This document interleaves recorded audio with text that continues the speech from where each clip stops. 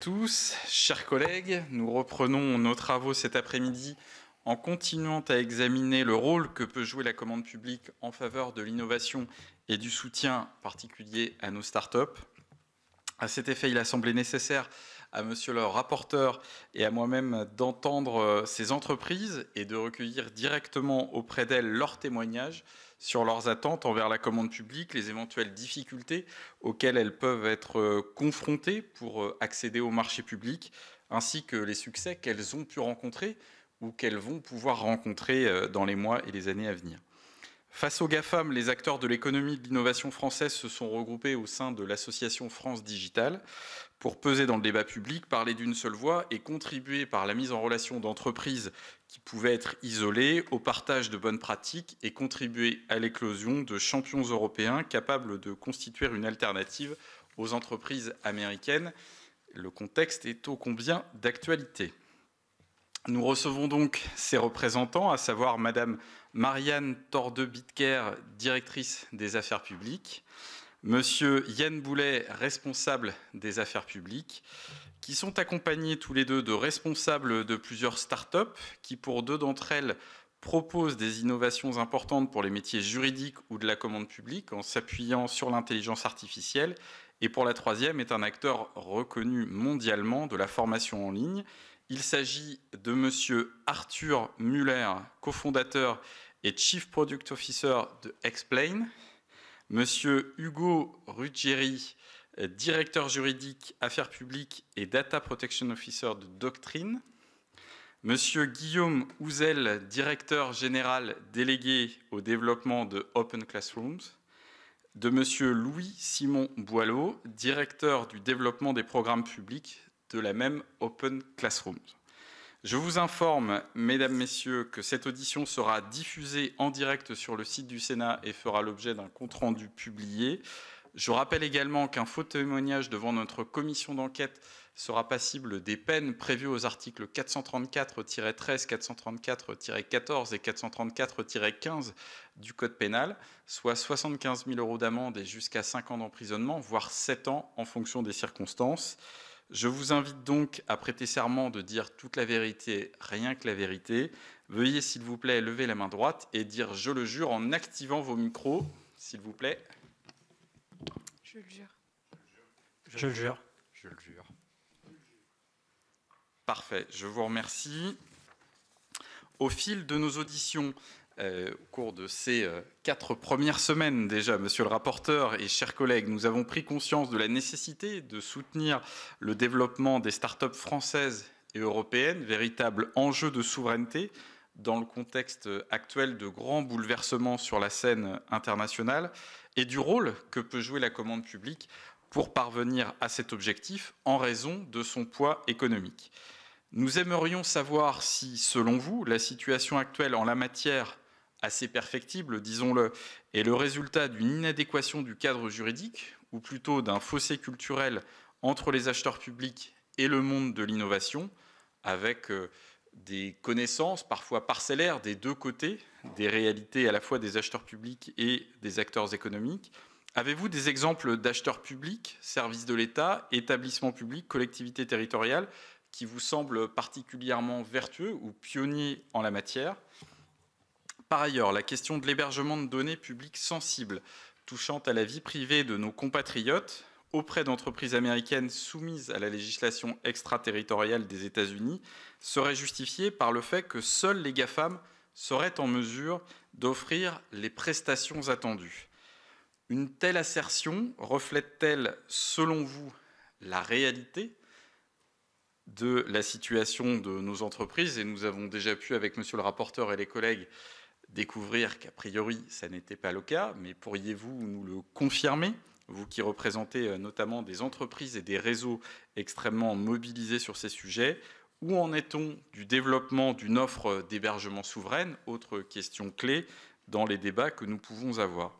De manière plus générale, nous serions intéressés par des exemples concrets de marchés auxquels les startups que vous êtes ou que vous représentez n'ont pas pu candidater alors qu'elles avaient les qualifications pour effectuer les prestations attendues, en raison par exemple d'un cahier des charges inadapté ou au contraire ont-elles été en mesure de remporter ces marchés face à des acteurs implantés de longue date dans le secteur? Est-ce que vous auriez ces deux types d'exemples?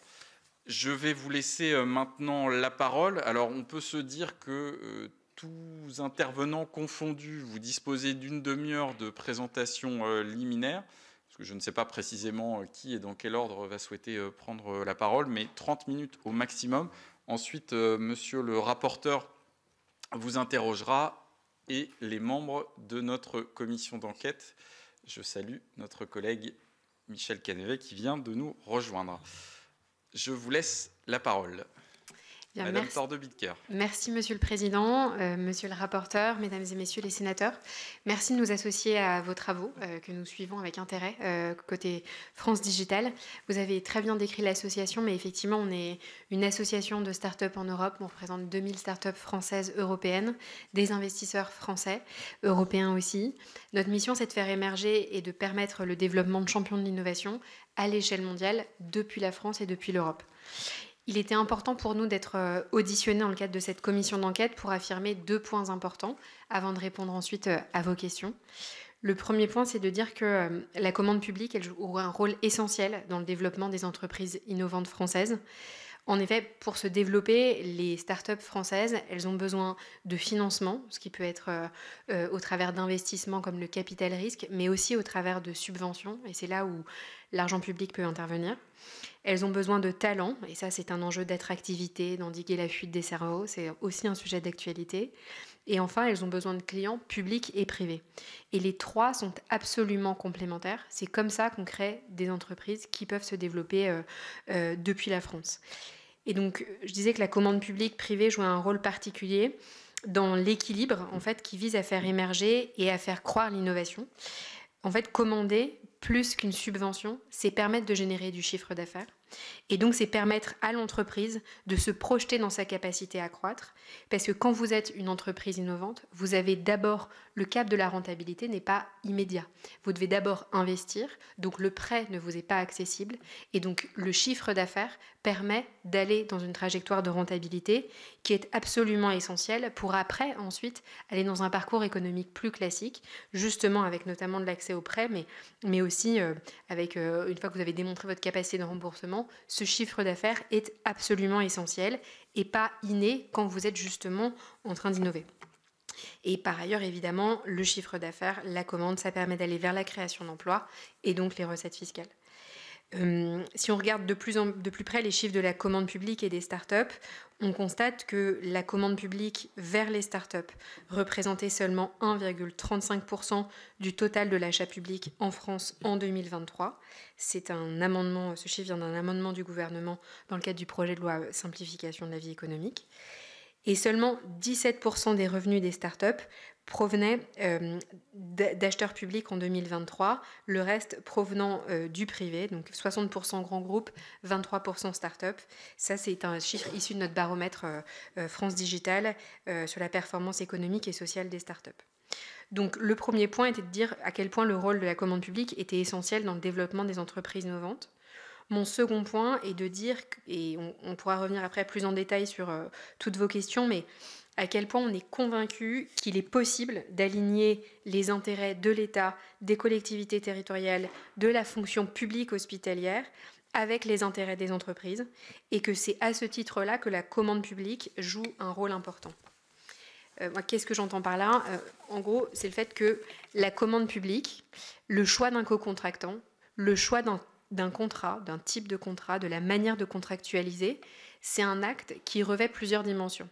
D'abord, c'est un acte politique, voire géopolitique, c'est clairement d'actualité, mais parce que la commande, elle va justement contribuer à la croissance économique de l'acteur choisi, qu'elle va pouvoir créer un effet de levier lié à la confiance qui est accordée à des acteurs ou justement permettre un développement. La question de savoir qui l'acheteur public va contribuer à aider est absolument essentielle.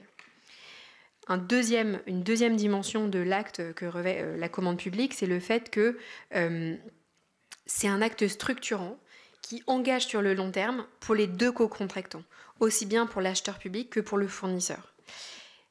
Ça, parce que quand l'acheteur public fait le choix de l'achat, il fait choix de recourir à une solution externe et qui pourra éventuellement être co-développée avec des services internes.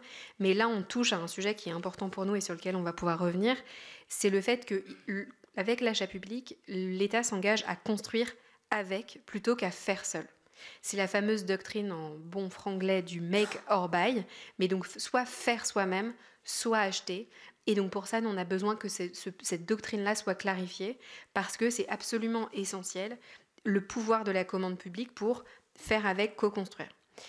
Le deuxième engagement sur le long terme, et qui touche du coup à ce que vous disiez tout à l'heure sur votre question sur les GAFAM et comment est-ce que c'est si facile, est-ce qu'il existe des alternatives? En fait, la commande publique va avoir des implications à long terme. Une feuille de route de transformation digitale, elle se construit par briques. Et donc, il est particulièrement complexe de changer d'orientation, de changer les briques quand l'infrastructure est déjà mise en œuvre.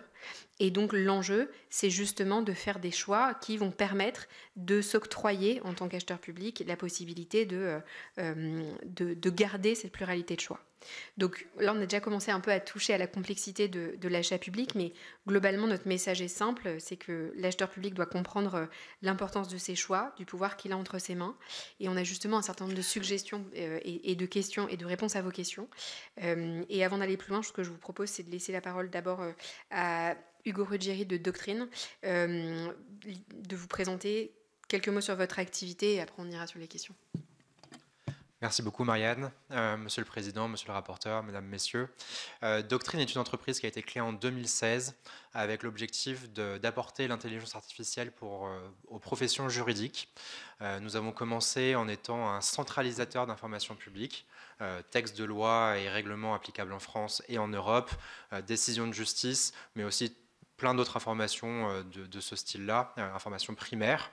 Nous utilisons l'intelligence artificielle pour les interconnecter et les rendre plus facilement accessibles pour les professionnels du droit. C'est un vrai service en B2B, comme on dit. On cible avocats principalement et ensuite direction juridique, qu'il s'agisse de direction juridique d'entreprises privées ou d'administration. Et c'est là où la commande publique intervient, bien évidemment.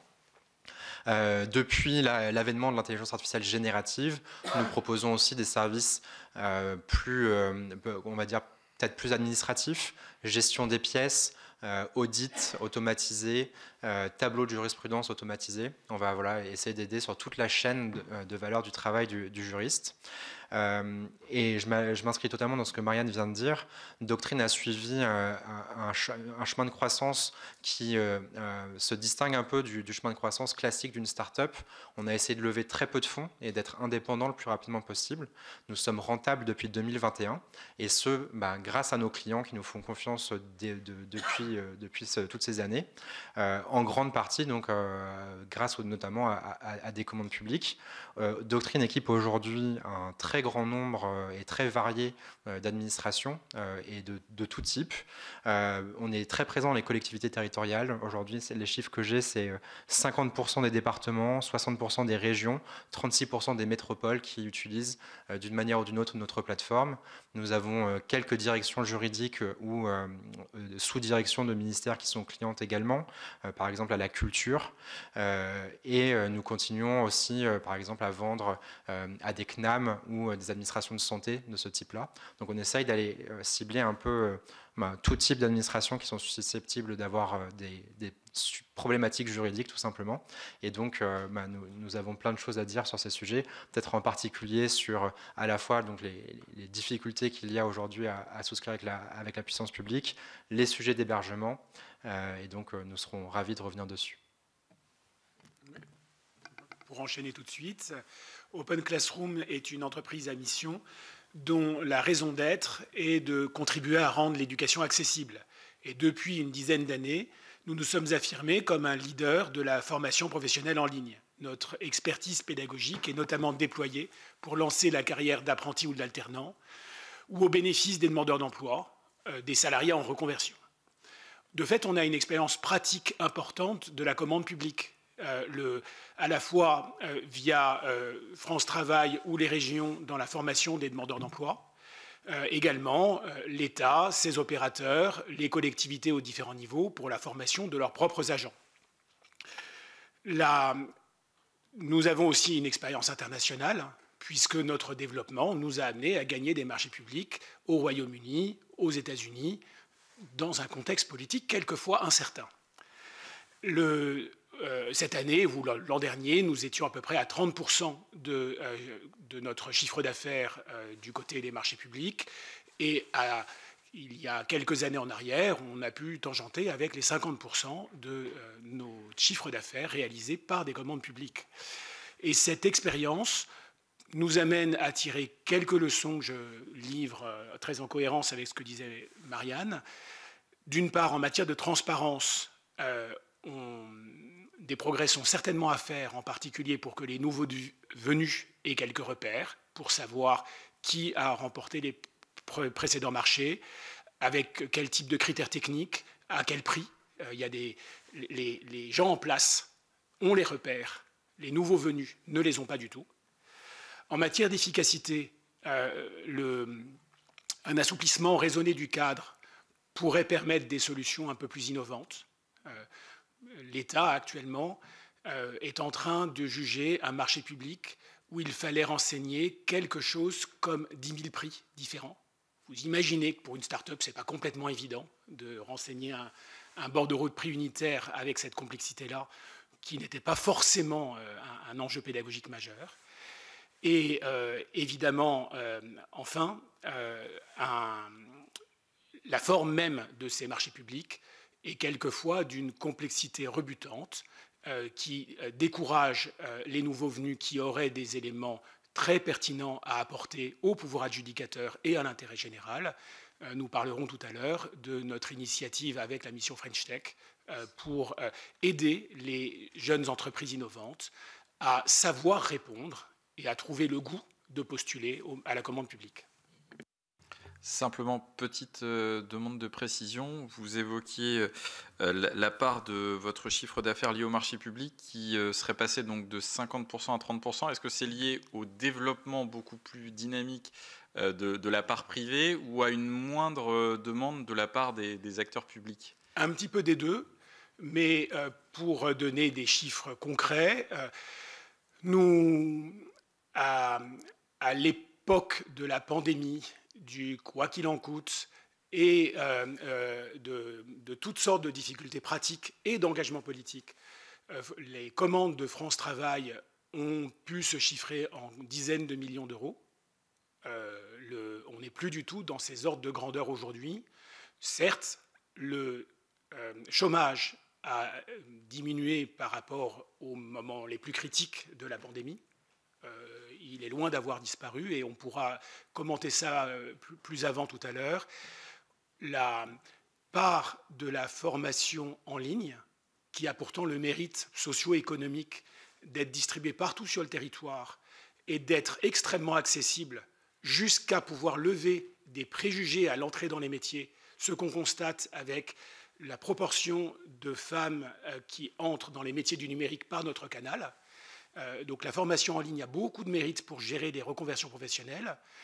Son poids en matière de commande publique par rapport à la formation présentielle est très en deçà de ce qu'elle pourrait représenter et même de ce qu'elle devrait représenter, au sens où on a facilement des commandes de sessions présentielles dans un lieu donné avec des qualités pédagogiques qui peuvent aller de l'exceptionnel au parfaitement médiocre. Mais dans un lieu donné, une date donnée, et des places vacantes, parce que ce n'est pas facile pour les demandeurs d'emploi de se libérer à ce moment-là. Il se trouve que nous avons une pratique très experte, très reconnue, très flexible, qui lève les freins. Nous avons toujours 10 fois plus de candidats à nos formations qu'il n'y a de places commandées, mais nous faisons avec les contraintes qui pèsent sur les finances publiques et les choix politiques qui sont faits. Merci. Bonjour Monsieur le Président, bonjour Monsieur le rapporteur, bonjour Mesdames et Messieurs. Donc moi je suis Arthur Muller. Ma société Explain est une société qui propose un logiciel d'intelligence artificielle qui aide les entreprises qui répondent au marché public. Donc moi je vais vous parler aujourd'hui en fait de ce que je vois à travers mes clients. Nous-mêmes on répond parfois au marché public, mais ce n'est pas notre cœur de métier. En revanche, j'ai accès à un large panel d'entreprises qui répondent, dont des startups Et peut-être ce que je propose, c'est de commencer un peu par votre question initiale, qui était de dire, c'est quoi un peu les relations aujourd'hui entre les startups et la commande publique. Donc, évidemment, les startups trouvent que la commande publique, c'est complexe. Ça, je pense que vous ne vous attendiez pas à ce que je vous dise autre chose que ça. Moi, ma recommandation globale, ce serait de ne pas trop faire de mesures spécifiques pour les startups et essayer plutôt de faire des mesures de simplification globale qui donc vont également aider les entreprises qui aujourd'hui ne sont pas expertes à répondre au marché public, et les startups, bien sûr, font partie de ces entreprises-là. Et si on revient un peu sur les freins que tout le monde rencontre, mais que les startups mettent particulièrement en avant, moi j'en mettrai quelques-uns en premier. Un premier point qui est fondamental, très simple, mais quand même très important, c'est la particularité de l'achat public, qui est que c'est une procédure écrite. Si vous comparez avec de l'achat privé, quand une entreprise elle achète un logiciel de RH pour ses salariés, elle va beaucoup échanger de manière orale avec ses fournisseurs. Elle va prendre son téléphone pour appeler d'autres entreprises qui ont travaillé avec ce fournisseur. Et la partie vraiment écrite, ça va être 10% de son processus. On sait tous que dans la commande publique, c'est l'inverse. C'est une procédure essentiellement écrite. Il y a des très bonnes raisons derrière, de transparence, d'accès égal à la commande publique. Mais ça impose quand même fondamentalement une complexité. Et là, derrière, il y a à la fois quelque chose qui est vraiment purement du côté, on va dire, la paperasse, la bureaucratie, les formulaires, les 10 000 lignes à remplir dans le BPU. Et il y a aussi tout ce qui est écriture du mémoire technique qui, clairement, impose aujourd'hui un coût aux répondants, et notamment aux startups.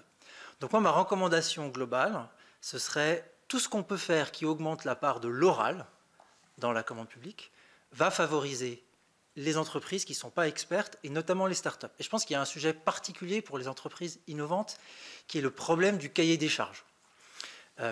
Si vous êtes un acheteur public, que par défaut, un peu, vous allez reprendre le cahier des charges que vous aviez la dernière fois. Par exemple, dans ce cahier des charges, il y avait avant tout de la formation présentielle. Vous allez remettre de la formation présentielle. Et puis au moment où vous recevez des offres, là, vous vous rendez compte que, non, en fait, peut-être qu'aujourd'hui, pour ce type de prestation, la formation en ligne, ça marche très bien. Ok, c'est trop tard. Vous avez écrit votre cahier des charges. Maintenant, c'est comme ça. Et Open Classroom n'a aucune chance de remporter le marché. Donc, la logique d'un cahier des charges très détaillé qu'on fait en amont du marché, évidemment, elle pose un problème dans des sujets innovants où c'est difficile à l'avance d'écrire parfaitement tout ce qu'on veut. Donc ça, on le sait. Donc on dit qu'il faut faire du dialogue compétitif, il faut rencontrer les entreprises avant de passer le marché. Ça, c'est du boulot pour les acheteurs. Donc résultat, ils ne le font pas.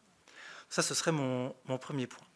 Mon second point, c'est, je pense qu'il y a un truc culturel fondamental, qu'il y a une tension entre achat public et innovation. La procédure de la commande publique, son objectif principal, c'est de limiter les risques. Le job numéro 1 de l'acheteur, c'est de faire que le marché soit inattaquable, qu'il soit parfaitement conforme. Et c'est pour ça que les acheteurs publics, c'est plutôt des juristes. Ils ont une culture juridique. Évidemment, si vous voulez minimiser les risques, vous ne prenez jamais une start-up. Évidemment, en termes de garantie financière, en termes de référencement à l'UGAP, en termes de nombre d'années d'exercice, de taille de l'équipe, de qualité de la rédaction du dossier technique avec toutes les jolies photos, c'est sûr que l'entreprise qui a l'habitude de faire ça, elle va cocher plus de cases. Et donc, à la fin, vous faites votre rapport d'analyse des offres, vous comptez les points, la start-up a perdu. Et ça, c'est quelque chose de fondamental. Et moi, ce que j'ai entendu un peu comme bonne pratique, c'est quand les marchés sont portés, notamment en collectivité, plus par les élus ou par les services techniques, là, ils sont prêts un peu plus à prendre des risques. Parce que s'ils ont envie vraiment de faire leur projet, ils disent un peu aux acheteurs, ok, mais moi, je veux vraiment faire ce projet. Quand les achats sont drivés par les acheteurs publics, les startups n'ont aucune chance. Donc aujourd'hui, ce qui se passe, c'est que sur des gros projets très visibles, on va dire que ça remonte à l'échelon élu ou service, et dans ce cas-là, on peut un peu franchir ces barrières, mais sur plein d'achats plus du routine, donc je prends exactement mon exemple là de logiciels RH pour les entreprises, ce n'est pas non plus un sujet dont va s'emparer le président de la collectivité, et donc résultat, la start-up, je pense, elle n'a aucune chance de remporter ce marché. Donc ça, c'est quelque chose qui avait été un peu identifié dans les études que France Digital avait menées dans la liste des freins rencontrés par les startups. Et ça, je pense que c'est un truc qui ressort. Alors, une possibilité pour vous, ça pourrait être de dire qu'en fait, tous ces critères-là ne doivent plus intervenir dans la notation des offres. Mais ça paraît quand même difficile parce que c'est quand même des critères importants pour bien juger. Donc, il faut trouver une autre manière de les pondérer différemment. Et enfin, peut-être mon dernier point, donc ça c'est un sujet que nous on connaît très bien, puisque nous, on a un logiciel d'intelligence artificielle pour aider les entreprises à répondre à la commande publique.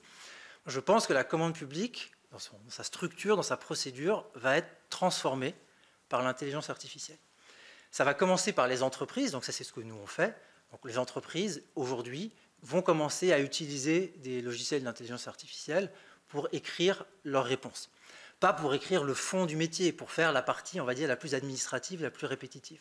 Mon message, c'est pas celui-là, mon message, c'est de l'autre côté. Je pense qu'il y aurait un bénéfice très fort à ce que les acheteurs publics accueillent à bras ouverts l'intelligence artificielle et pas l'inverse. Et je pense que c'est pas gagné aujourd'hui. C'est évidemment une procédure qui est très bureaucratique, très écrite. Ils auraient énormément à gagner eux-mêmes à utiliser l'intelligence artificielle et ça permettrait de résoudre un certain nombre de problèmes. Par exemple, si aujourd'hui il existait de manière publique une base de données avec tous les marchés passés, tous les DCE de tous les marchés passés par toutes les collectivités locales de France, eh bien, ce serait beaucoup plus facile pour un acheteur public dans une petite commune d'utiliser son outil d'intelligence artificielle qui va aller lui chercher des exemples, qui va lui permettre de benchmarker son DCE et qui va lui dire là, la clause de pénalité que tu t'apprêtes à écrire, elle est quand même particulièrement sévère. Est-ce que tu es sûr que tu as besoin d'une clause de pénalité comme ça pour un logiciel de SIRH?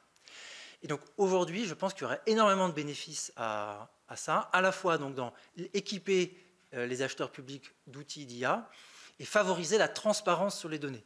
C'est un point qui a été évoqué préalablement. Quand on est un outsider, plus on a de données, plus on est capable de comprendre exactement, par exemple, quels sont les acheteurs publics qui cherchent à faire de l'innovation, quels sont les critères qu'ils ont retenus dans leur marché précédent. Et l'entreprise sortante, elle les connaît par cœur, ces critères, puisqu'elle en a parlé avec son acheteur. Le nouveau venu, qui est la start-up, si ce n'est pas publié quelque part, il ne peut pas l'avoir. Donc en ce sens, je pense qu'il y a encore du travail à faire sur les enjeux de transparence de la commande publique qui peuvent simplifier l'accès à la commande publique pour tout le monde et notamment les startups. Merci Arthur. Pour abonder dans les freins rencontrés et vous illustrer comment la version au risque aujourd'hui côté acheteur peut se traduire pour le quotidien des startups. Donc on a parlé des exigences qu'on peut rencontrer dans le cahier des charges. Les exigences, elles sont avant tout de nature financière, avec des cahiers des charges inadaptés au modèle économique des startups. Donc vous demandiez, Monsieur le Président, en introduction quelques exemples. Nous, on a une très belle start-up qui est aujourd'hui membre de France Digital qui s'appelle WeMaintain, qui est spécialisée dans la maintenance d'ascenseurs, qui a plus de 200 salariés, qui a remporté des très beaux appels d'offres publics comme la SNCF et qui n'a pas été retenue à titre d'exemple dans un appel d'offres de la Banque de France, car celle-ci exigeait que le résultat net de l'entreprise et son résultat d'exploitation soient positifs sur au moins l'un des 3 derniers exercices. Et donc, on reviendra un peu plus tard sur les pistes de solutions où on pense qu'à l'aune du business model aujourd'hui des startups, il peut y avoir d'autres critères de financement, d'investissement qui peuvent être pris en compte au-delà même du chiffre d'affaires. Au-delà du critère financier, il y a également des critères secondaires, et mes collègues pourront rebondir potentiellement dessus, qui pénalisent les petites entreprises. Donc certains appels d'offres, généralement impulsés en haut de chaîne, ne prennent pas en compte les spécificités des petites entreprises, exigent parfois de répondre à des critères dont seules les grandes entreprises peuvent répondre. Donc à titre d'exemple, je vous ai cité WeMaintain juste avant. Cette même entreprise a été disqualifiée d'un appel d'offres pour la maintenance des équipements de l'université Panthéon-Sorbonne, car ne disposant pas d'une usine de fabrication de pièces détachées, ni d'un centre de formation dédié, ce qui a été perçu comme un manque de capacité pour répondre aux exigences du marché. Mais en pratique, ces critères avantagent largement les grands groupes qui sont les seuls à pouvoir répondre à ce type de conditions. De manière plus globale, les très gros appels d'offres exigent souvent de remplir de très nombreux documents, de réaliser des audits, de respecter des critères environnementaux représentant parfois la majorité de la notation. On n'est pas contre l'introduction de critères environnementaux, on y reviendra, mais par contre, à partir du moment où cela exige de mobiliser de nombreuses ressources en interne, de recourir à des expertises externes et donc coûteuses, cela revient de facto à favoriser des grands groupes qui, eux, ont une équipe RSE en interne, alors qu'une start-up, il va falloir mettre plusieurs années et plusieurs recrutements pour pouvoir être aussi étoffé. Un autre frein aujourd'hui qu'on identifie, c'est l'absence de prise en compte des variantes dans les appels d'offres.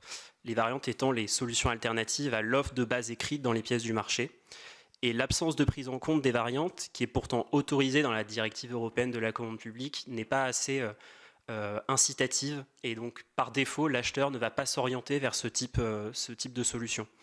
Nous on propose justement de pouvoir permettre au pouvoir adjudicateur de pouvoir recourir par défaut aux variantes et s'il ne le souhaite pas de l'expliquer dans le cahier des charges. Un autre frein qu'on identifie, c'est également l'hypercentralisation de la décision. Donc, Doctrine a mentionné tout à l'heure sa capacité à contractualiser avec des collectivités. On se rend compte que la centralisation des décisions au niveau ministériel limite également la mise en place de projets pilotes dans les directions métiers ou locales. Lorsque la direction centrale oppose son veto, l'innovation et l'adaptation aux besoins spécifiques des territoires ou des services restent bloqués. Et enfin, un dernier frein, avant de parler quand même des choses qui fonctionnent, ce sont les délais de paiement très longs. On a vu dans votre calendrier d'audition que vous rencontriez le médiateur des entreprises un peu plus tard dans la journée. Aujourd'hui, on a des règlements qui peuvent prendre plusieurs mois, alors que les startups ont des trésoreries particulièrement contraintes, parfois moins de 6 mois pour certaines startups industrielles. Donc un constat qui est partagé par le médiateur des entreprises lui-même. Le nombre moyen de jours de retard a augmenté au fil des dernières années et 16,3% des médiations proviennent de la commande publique. Donc ce qui reste mineur, mais qui reste quand même un sujet.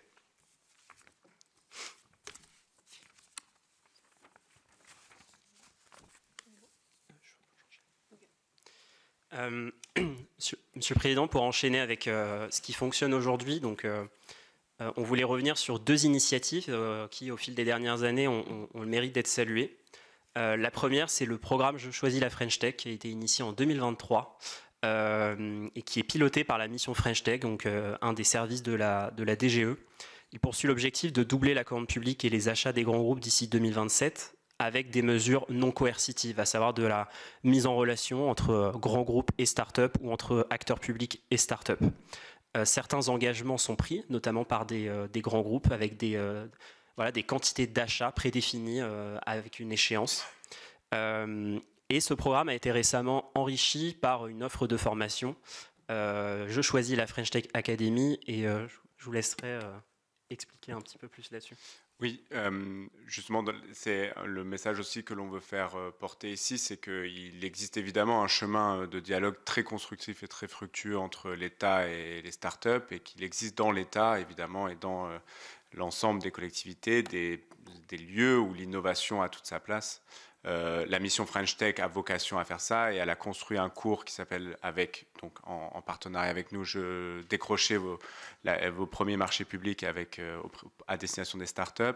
Et ce qu'on a pu constater on a fait intervenir 17 experts, 17 acheteurs différents, qu'il y a une volonté des acheteurs publics de travailler différemment, de travailler beaucoup plus en amont, d'être au fait des différentes innovations pour être certaines, ces différentes administrations, qu'elles vont être à l'achat le plus judicieux. Je prends quelques exemples. La gendarmerie.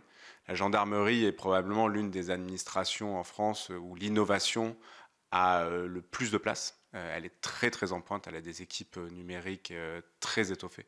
Et donc quand elle source des solutions numériques, elle est à la pointe. Le ministère des Armées, avec l'une des plus grosses directions des achats de France, les Bercy, le ministère des Finances, bref, un ensemble d'espaces. Et je pense, nous, le cours que l'on a construit, qui est gratuit, en licence Creative Commons, c'est réplicable, partageable, libre de droit, a vocation à être essaimé, partagé évidemment à des startups, mais également à des acheteurs, pour qu'ils puissent eux aussi peut-être se donner le goût, donner l'envie d'aller plus en amont avant la rédaction technique et bureaucratique. Et là, je rejoins absolument ce que dit Arthur Muller d'Explain. Une fois qu'on est dans le cadre du marché, qu'on se colle au cadre et qu'on a du mal à en sortir, même en tant qu'acheteur. L'autre dispositif qu'on souhaitait évoquer avec vous, c'est le dispositif de l'achat innovant, donc, qui a été expérimenté en 2018. Son objectif était de permettre aux acheteurs de passer sans publicité ni mise en concurrence préalable des marchés de travaux, de fournitures ou de services innovants de moins de 100 000 euros. Le dispositif a été pérennisé en 2021. Nous, on salue cette initiative, mais on estimerait qu'elle mériterait d'être renforcée et massifiée. La première raison, c'est que le dispositif contraint les entreprises innovantes à des terrains de jeu limités. C'est-à-dire qu'avec un montant de 100 000 euros, Ça peut être suffisant pour un logiciel, mais dès lors que vous vous attaquez à des innovations de rupture, et au fil des dernières années, on a un écosystème de ce qu'on appelle des deep tech qui a particulièrement croît, ce seuil peut être très limitant. Pourtant, les règles européennes permettent de dépasser ce seuil de 100 000 euros.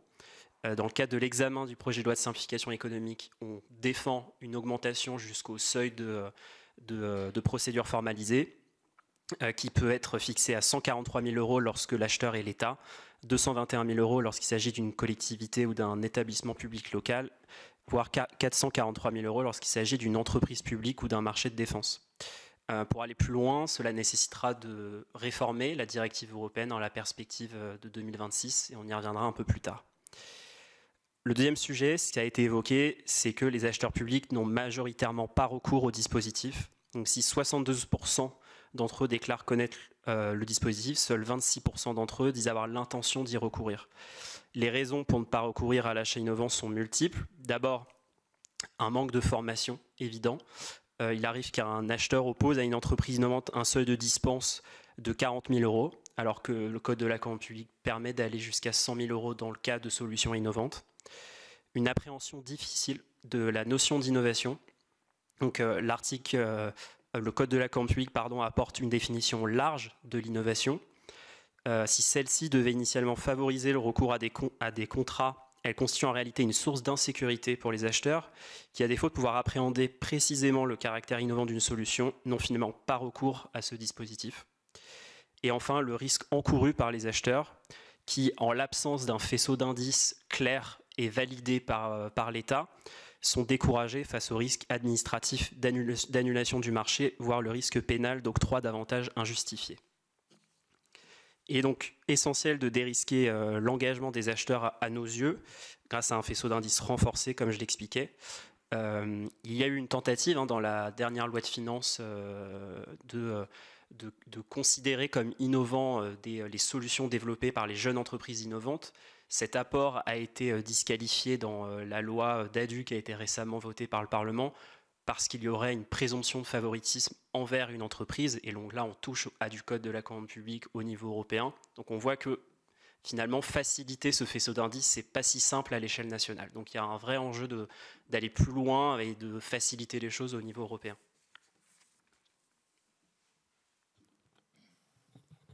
Parfait. Ouais, peut-être. Bon pour vous? Oui. Ok, entendu. Monsieur le rapporteur? Merci pour vos explications. Ça a déjà débroussé le chemin. J'ai 3 questions à vous poser.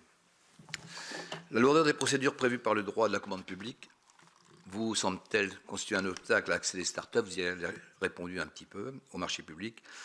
Avez-vous constaté de la part de certains grands groupes des pratiques tendant à racheter les startups pour étouffer leurs innovations?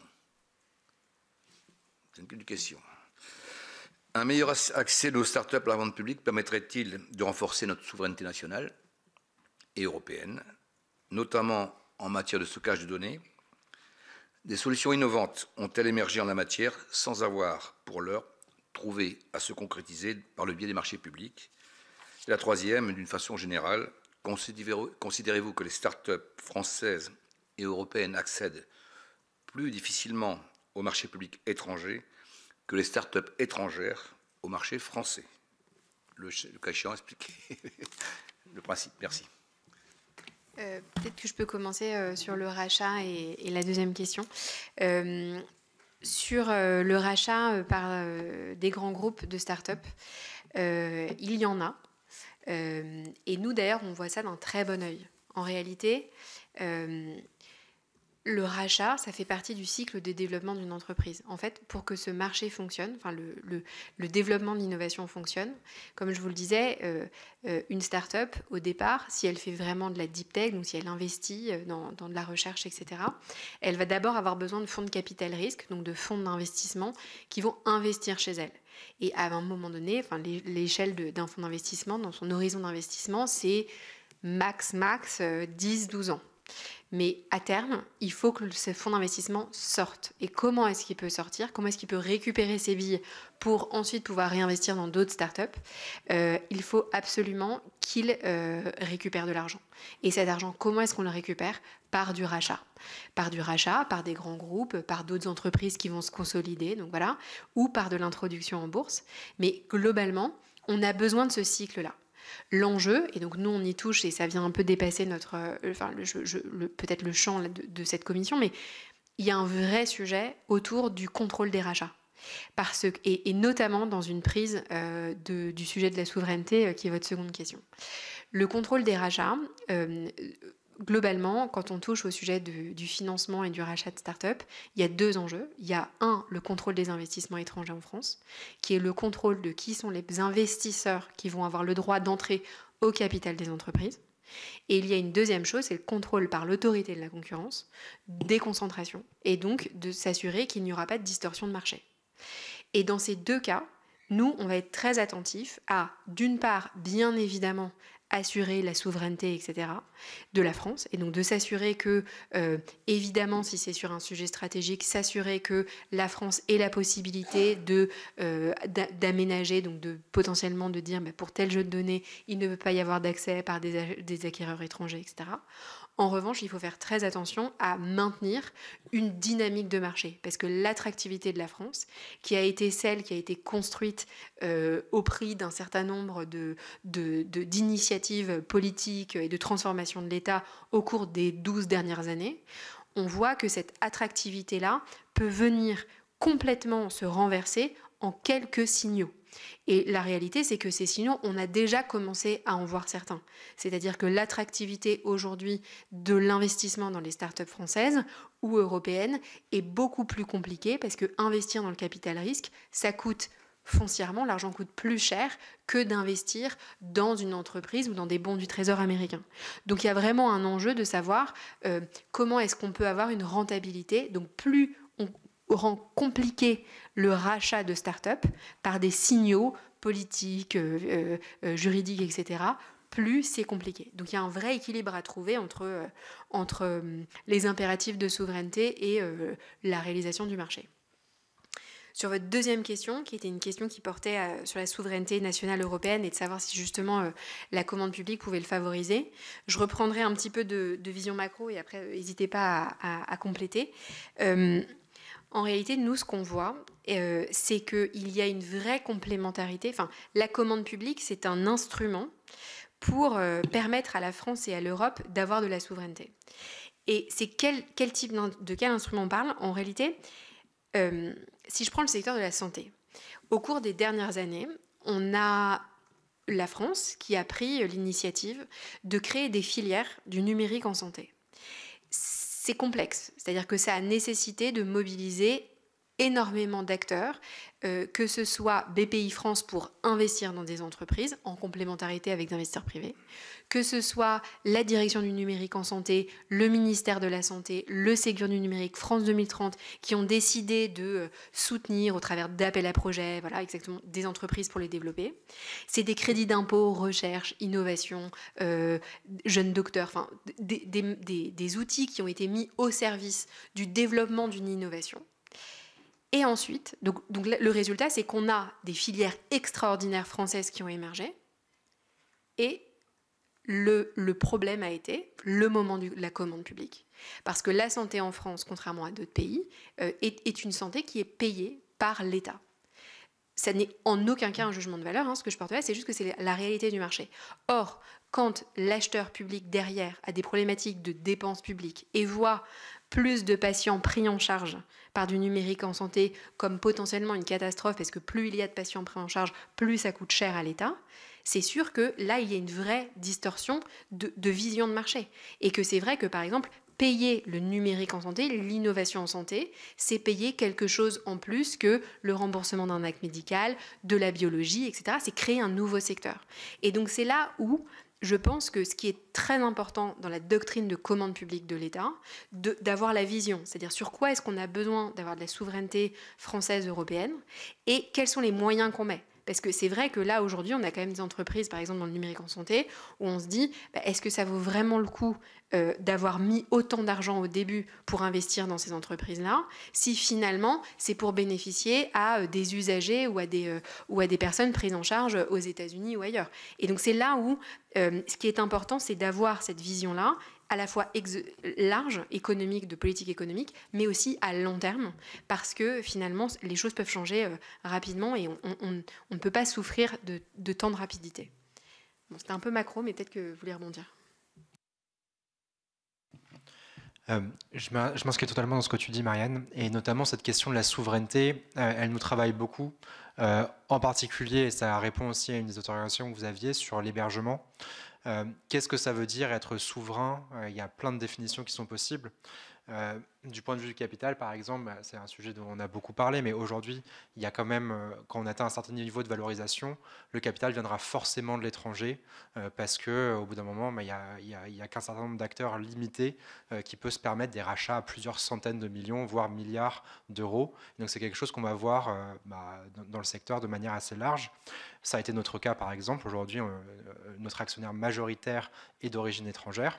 On a quand même des actionnaires français, un certain nombre. Est-ce que ça fait de nous, pour autant, une entreprise non française et non souveraine? C'est quelque chose que je crois intimement pas. Nous employons 185 personnes à Paris et dans le reste de la France.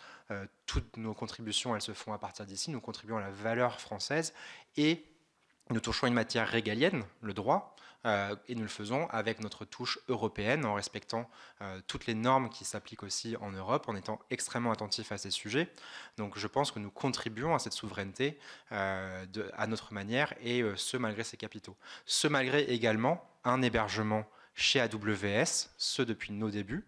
AWS, donc société d'origine étrangère, puisque c'est Amazon à la base, maintenant avec énormément de garanties derrière, qui là aussi nous font penser que malgré ce lien capitalistique entre notre hébergeur et les États-Unis, nous offrons tout autant de garanties que n'importe quel autre acteur qui ferait le même travail que nous chez un acteur technologique français.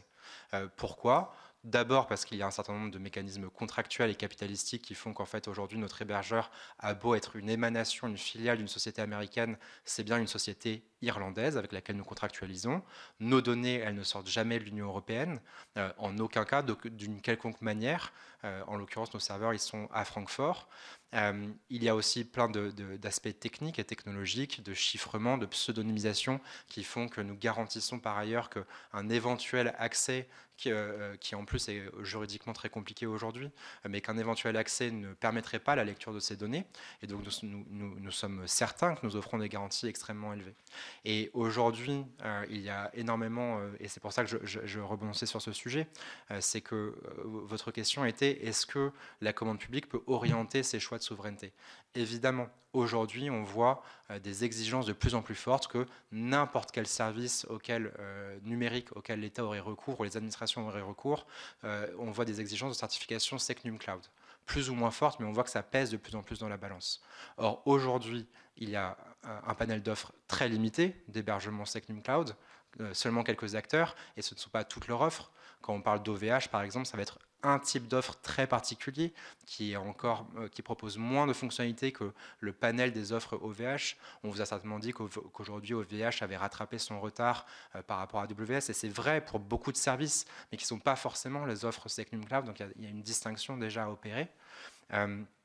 Et donc, quand on impose ces critères SecNumCloud extrêmement forts, on va disqualifier un très très grand nombre d'opérateurs et en particulier de startups, parce qu'il y a plein de critères qui font qu'en tant que startup, on va choisir AWS. Mais le premier, le plus important, c'est que ce type d'acteur technologique va proposer non seulement de l'hébergement physique, et donc là, il y a une équivalence, mais il va aussi proposer plein de services qu'on appelle managés, qui vont en fait permettre de se passer de main-d'œuvre technologique extrêmement avancée dans l'opération de ces services. Et ça, c'est la raison principale pour laquelle toutes les startups vont avoir recours à ces opérateurs-là, c'est qu'on peut aller beaucoup plus vite, beaucoup plus rapidement et en toute sécurité également. En termes de pure sécurité informatique, c'est des acteurs qui sont extrêmement avancés.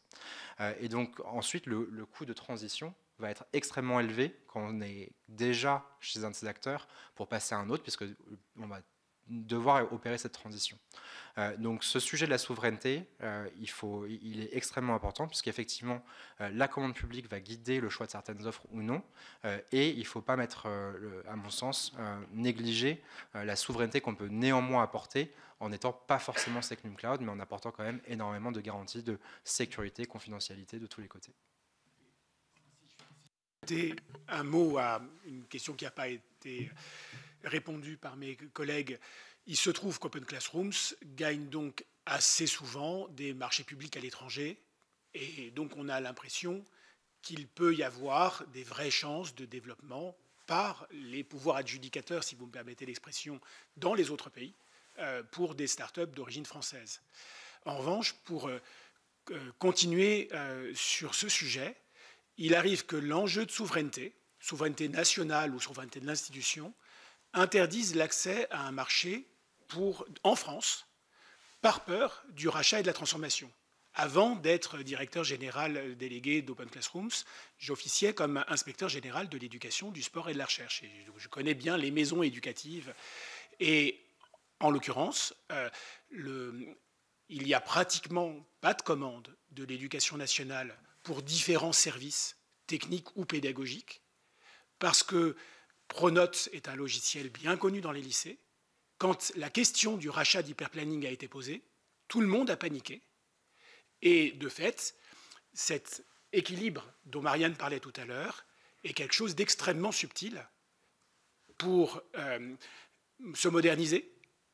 L'éducation nationale, mon ex-collègue Caroline Pascal, directrice générale de l'enseignement scolaire, sait bien qu'il y a beaucoup de choses à moderniser. Et la difficulté à recourir à des alliés par la commande publique quand on s'inquiète du coup d'après. C'est un équilibre très très délicat à traiter en la matière. Et le dernier mot, en faisant référence à l'expérience d'Open Classrooms, c'est que quelquefois, comme je le disais par exemple à propos de la formation professionnelle en ligne, dans le cadre du plan d'investissement dans les compétences, l'État fait un pari et au niveau national déconcentré et décentralisé, puisque beaucoup du plan était réalisé par les régions, des start-up trouvent à apporter leur contribution à la réalisation de l'intérêt général. Mais on le sait tous, une des spécialités des institutions publiques, c'est le stop and go, ou quelquefois le go and stop. 2 ans pour partir, et puis ensuite ça s'arrête, et on ne sait plus très bien quelle est la suite.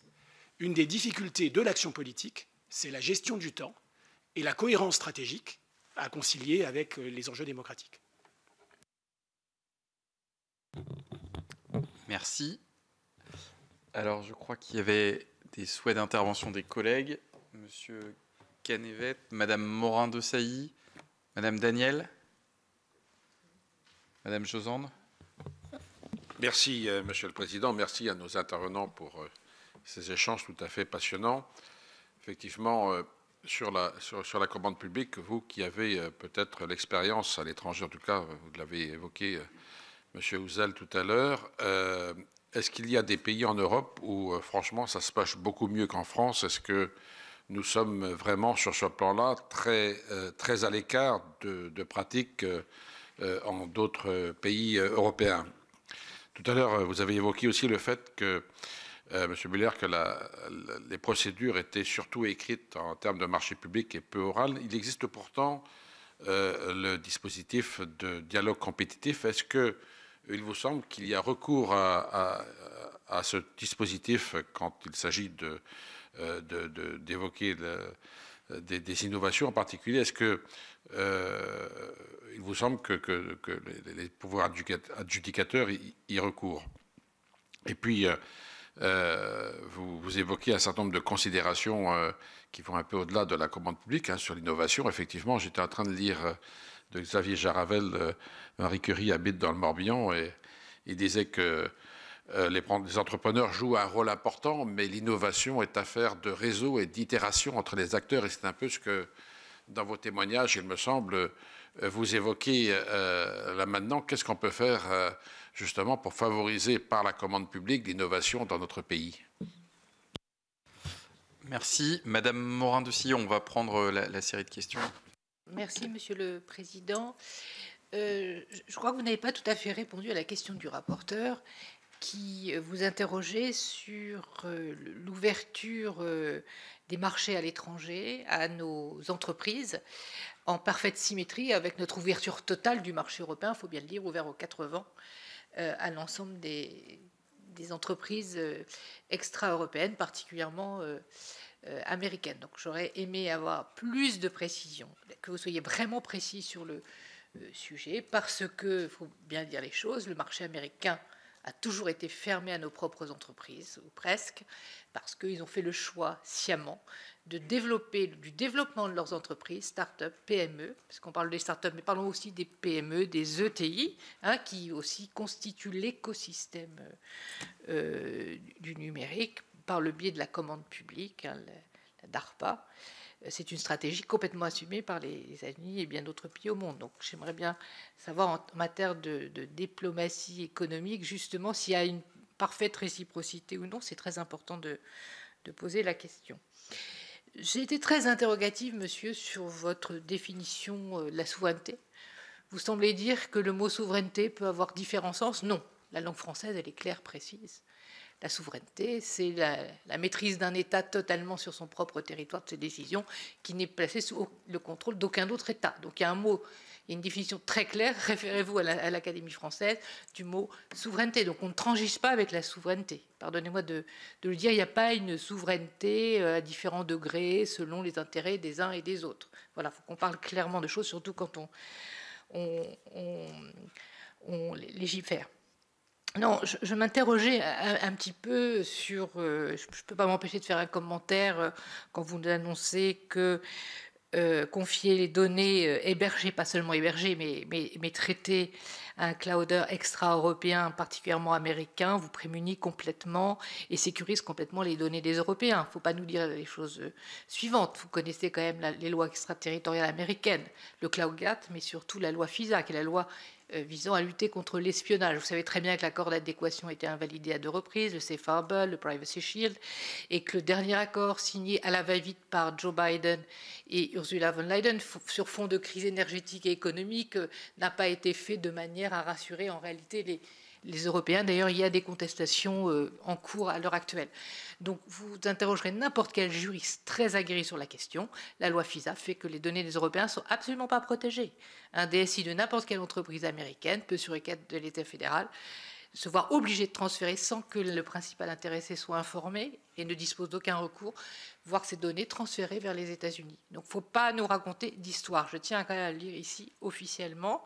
Voilà, interroger les meilleurs spécialistes de la question, mais c'est important de le dire. Maintenant qu'il y a des toits technologiques qui associent les technologies étrangères en l'absence présumée d'offres alternatives, dont acte, d'ailleurs c'est ce qu'on vit tous les jours en France, et puis c'est bien la raison pour laquelle on s'interroge aussi sur les conditions d'attribution d'un marché à travers la commande publique pour voir s'il n'y a pas là quelque part une carence d'informations sur des offres alternatives qui sont réelles et qui existent, il faut bien le dire, parce qu'il y a beaucoup de bashing sur ces sujets-là. Donc je tenais à préciser quand même les choses, pardonnez-moi d'être un peu vive, mais tout de même, il faut que la vérité soit rétablie.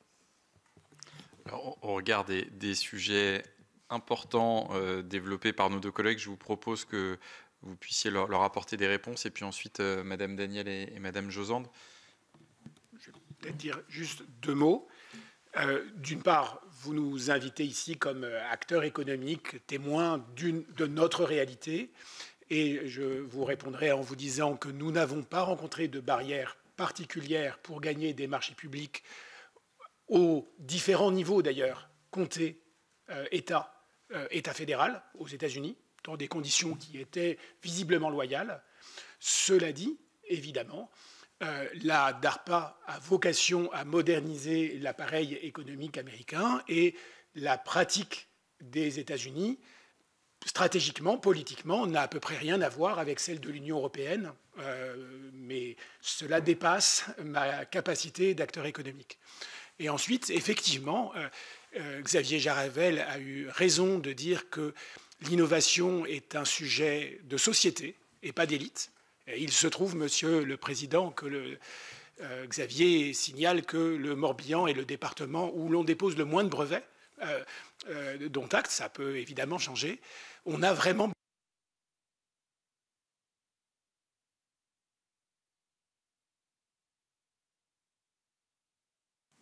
que le Morbihan soit un endroit où on dépose plus de brevets. Et si justement il y a assouplissement de la manière de distribuer la commande publique, c'est pour justement qu'il y ait davantage d'acteurs innovants qui trouvent leur place à concourir à l'intérêt général défini par le pouvoir adjudicateur pour contribuer à mettre en mouvement une société qui sera innovante de manière solidaire et partagée ou qui ne sera pas innovante.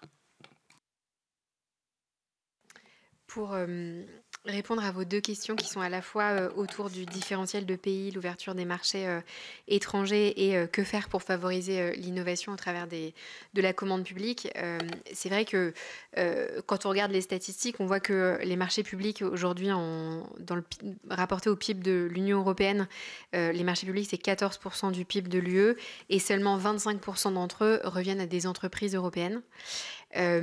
Donc on voit par le chiffre, je n'ai pas le comparatif avec les États-Unis, mais que de toute façon, effectivement, depuis les années 30, on a une préférence américaine dans la commande publique américaine. Et c'est vrai que nous, côté européen, aujourd'hui, les règles de la commande publique européenne ne permettent pas d'instaurer de la préférence.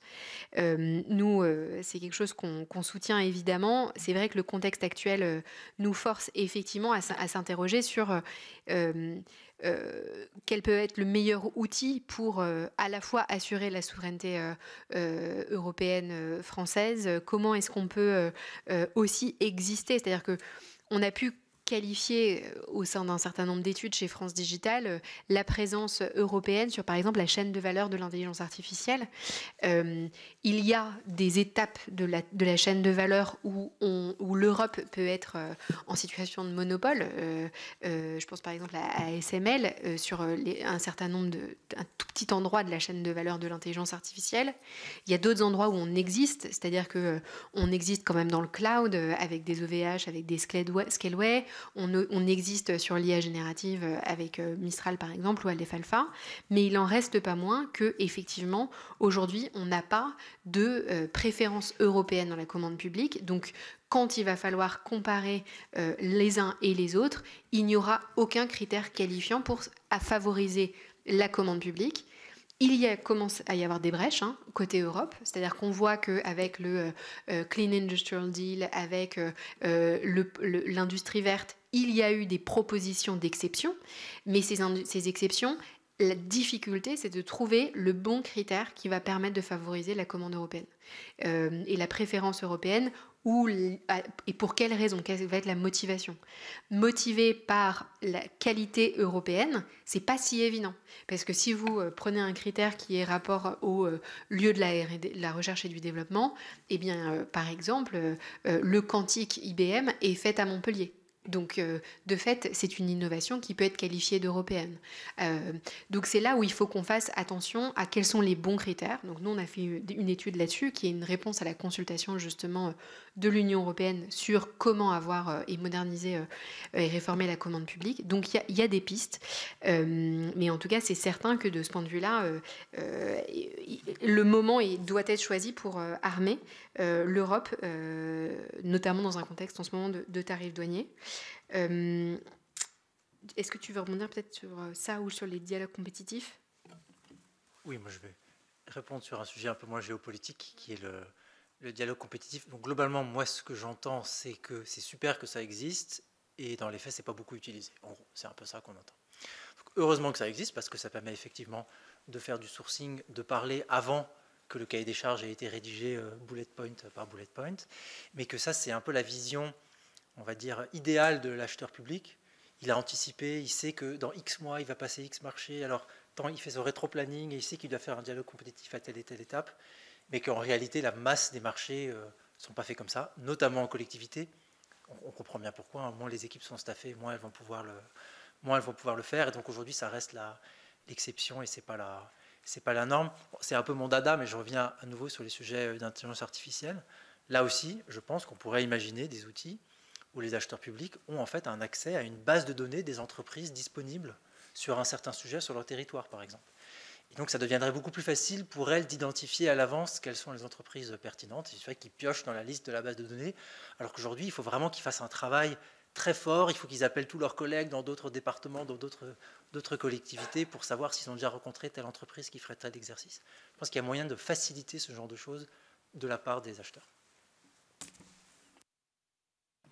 Peut-être sur le sujet technologique, si je peux me permettre une réponse. Je vous remercie pour vos précisions, avec lesquelles en plus je n'ai pas de désaccord. Il y a évidemment des lois américaines qui permettent d'aller saisir des données chez nous. C'est un fait que je contesterai pas. Alors c'est un fait qui reste encadré. Même dans le cas du FISA, il faut un mandat. Donc ce n'est pas à la simple volonté du FBI. Et donc il y a un cadre juridique qui a progressé, mais qui effectivement n'est probablement pas, ne nous sécurise pas totalement. Maintenant, il y a des réponses, et c'est pour ça que je pense que toutes nos entreprises en apportent quand même un grand nombre. D'abord des réponses techniques de chiffrement, de pseudonymisation et ainsi de suite, qui font que si jamais ces données sont saisies, elles seront illisibles. Et c'est aujourd'hui la norme de toutes nos pratiques. Aujourd'hui, si on prend concrètement un exemple d'un client chez Doctrine, si un mandat du FISA visait une de ces entreprises, d'abord il faudrait trouver où sont stockées ces données, puisqu'on ne les stocke pas nominativement, elles sont pseudonymisées. Donc il faut d'abord faire cette étape-là. Puis ensuite, si vous obtenez la donnée, vous ne pourrez pas la lire parce qu'elle sera chiffrée. Donc on a des réponses technologiques. Il y a du coup, à mon sens, aussi une gestion du risque à effectuer. C'est-à-dire que ce risque qui n'est pas inexistant, comment est-ce qu'on l'apprécie à l'aune de la commande publique au sens large? Est-ce qu'on a besoin du même niveau de sécurité pour je ne sais pas moi, un service qui va traiter très peu de données personnelles, qui va très peu concerner la vie privée des personnes et qui va avoir du coup peu de retentissement d'un point de vue géopolitique avec l'hébergement des données du ministère des Armées. On a probablement un niveau d'appréciation du risque des données qu'on va transférer et confier à un acteur pour lequel nous militons. Nous pensons que tous les risques ne sont pas équivalents et que donc on peut se permettre d'être chez des acteurs non SecNum Cloud pour certains services qui posent moins de questions, tout simplement. Merci. Alors, il y avait une petite réaction de monsieur le rapporteur, et puis ensuite madame Daniel et madame Joson. Une réaction quand même quand on parle d'IBM. IBM, c'est américain ou français? Donc, moi, j'ai quand même 2 degrés d'interprétation de ce que vous dites. D'abord, si c'est hébergé, ça doit être en France, physiquement, qui fait l'entretien, qui passe derrière, qui peut mettre un mouchard, qui peut faire derrière, ça doit être crypté, qui peut décrypter, ça me pose un souci. Alors après, je veux bien comprendre sur le degré d'importance des sujets. Si on parle d'armée, effectivement, si c'est que les vêtements militaires, ça ne me pose aucun problème. Si on parle de données stratégiques sur un missile, c'est plus important. Quand on parle de données techniques hébergées chez Microsoft, ça me pose un vrai problème dans la recherche. Vous voyez, là, je peux vous comprendre. Mais de façon basique, ce sont quand même américains, et Madame la sénatrice l'a très bien rappelé, ils sont redevables sur la demande du pays. C'est vraiment le vrai souci. Après qu'on échelonne les choses sur un degré stratégique, c'est autre chose. Mais moi, je suis quand même très surpris, IBM n'est pas français. Et je sais qu'on a des acteurs français qui sont quand même d'importance européenne. Vous l'avez rappelé, Scalway, OVH, qui sont en progression.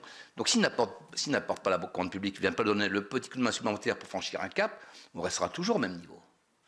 Et on le voudra. Parce que cette commande publique, c'est comme des impôts que vous payez, que nous payons tous, et qui devraient renforcer encore mieux, et je veux dire, nos start-up qui sont passées peut-être licorne et qui pourraient encore passer un cap, et d'avoir une vraie souveraineté.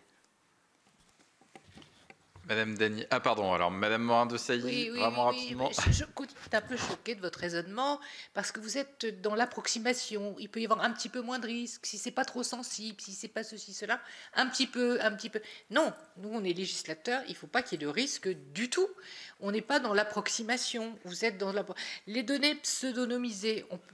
on n'a pas le temps de faire un discours technique, mais on peut très vite recouper un certain nombre de données pour réidentifier à qui appartiennent les données.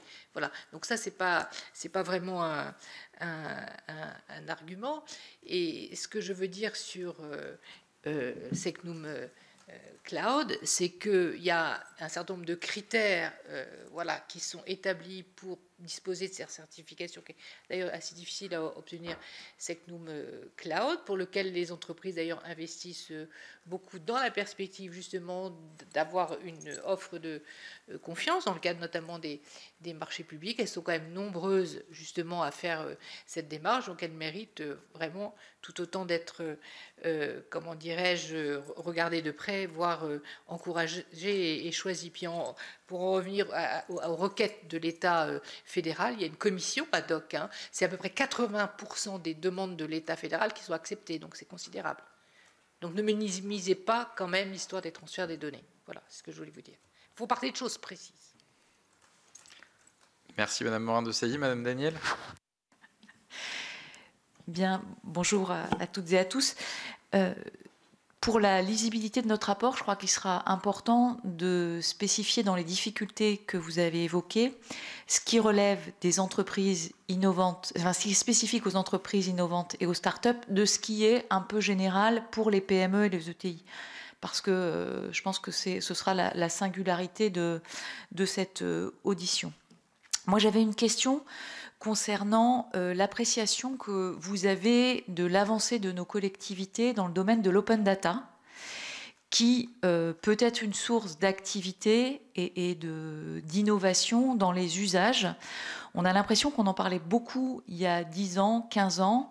Et selon vous, est-ce que les collectivités françaises sont au niveau, à la hauteur par rapport à d'autres collectivités en Europe ? Et donc l'activité qui en découle autour des smart cities, etc., par exemple. Merci. Madame Josande.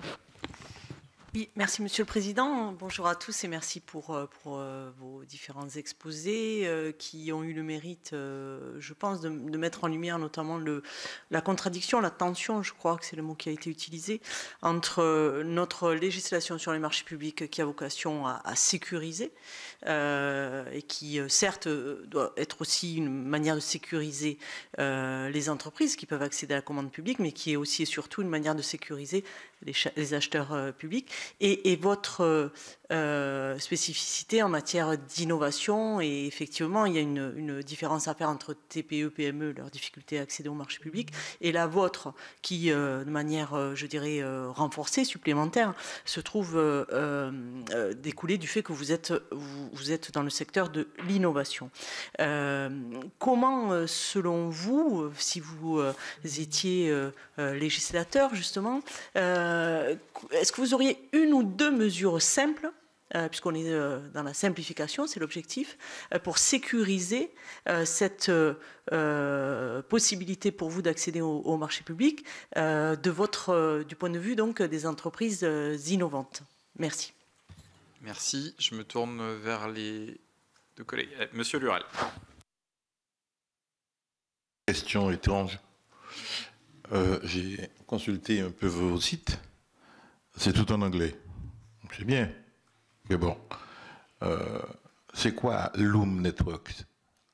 Et comment ça peut participer au marché public?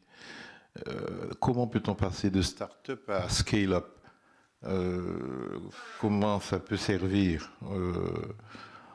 Moi, si je vous suis, France Digital, ce serait Digital France ou Digital French, bon, je ne sais pas. Non, mais je comprends ce besoin d'internationalisation et d'avoir des marchés ailleurs, mais moi je suis ici en France et je lis en anglais. Ce que vous écrivez, c'est bien, mais je ne veux pas que le français recule à ce point-là. Voilà. Ces termes techniques de l'innovation, passer de start-up à scale-up, de scale-up à peut-être PME, TI, et que sais-je encore, avec des fonds de pension, des rachats et des ventes. Mais oui, je pense que pour l'intelligibilité, même si on maîtrise l'anglais, ce serait bien.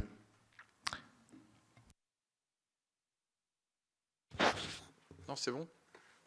Très bien. Je vous laisse répondre aux 3 questions. Peut-être pour répondre sur le sujet du mauvais franglais, et je pense que cette audition, on doit avoir aussi quelques petits termes qui ont été utilisés et qui ne sont pas forcément... c'est un jargon, ça je vous le concède. En tout cas, je ne pense pas que la manière de répondre aux appels d'offres pour nous, on s'adapte. Et donc effectivement, on prend en bonne note du fait que notre site soit peut-être plus accessible effectivement pour une meilleure compréhension. Et donc, effectivement, il peut y avoir une mutualisation des efforts.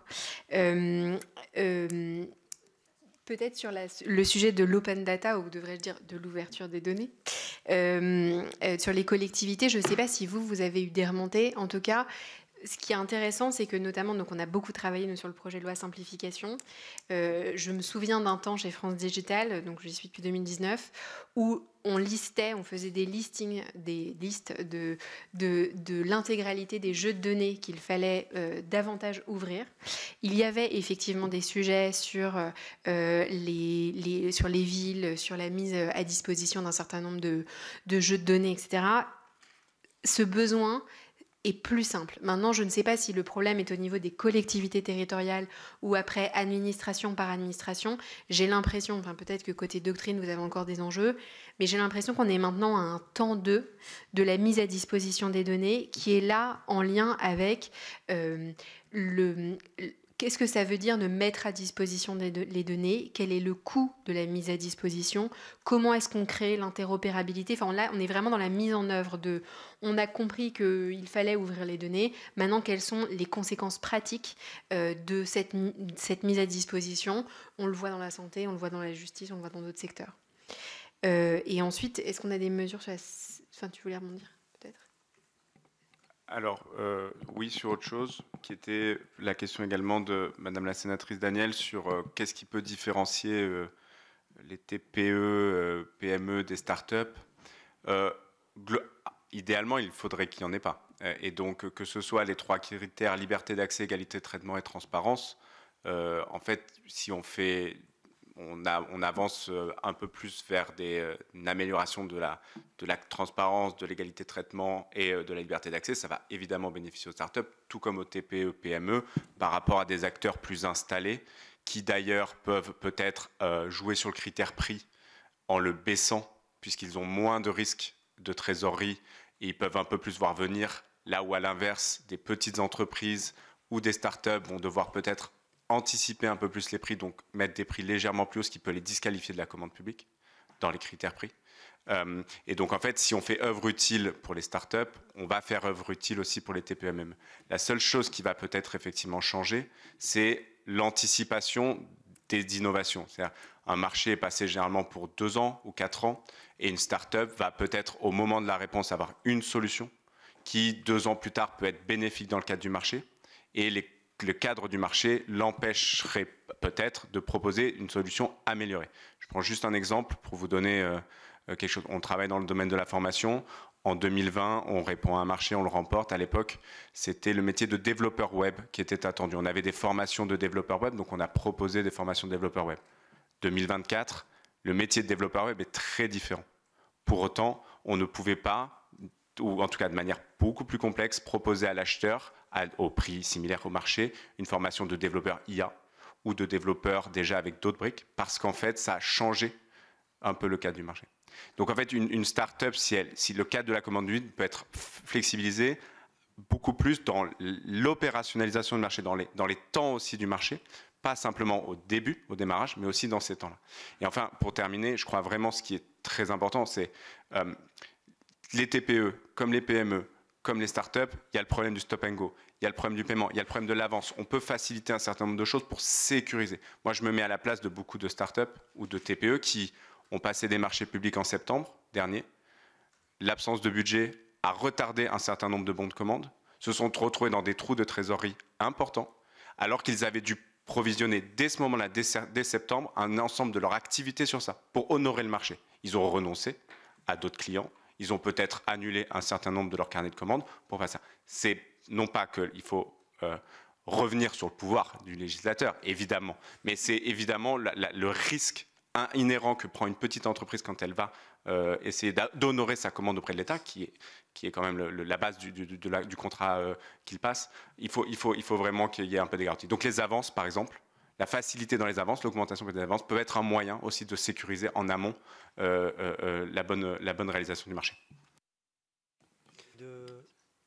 Oui, pardon. Deux réponses. Madame, sur l'open data. Donc on en parle moins aujourd'hui parce que les modes changent et maintenant on préfère parler d'IA que d'open data. Mais en réalité, la France s'en sort pas trop mal au niveau des collectivités locales sur l'open data. Ça, c'est un sujet que nous, on connaît bien et on n'est pas du tout les plus mauvais élèves.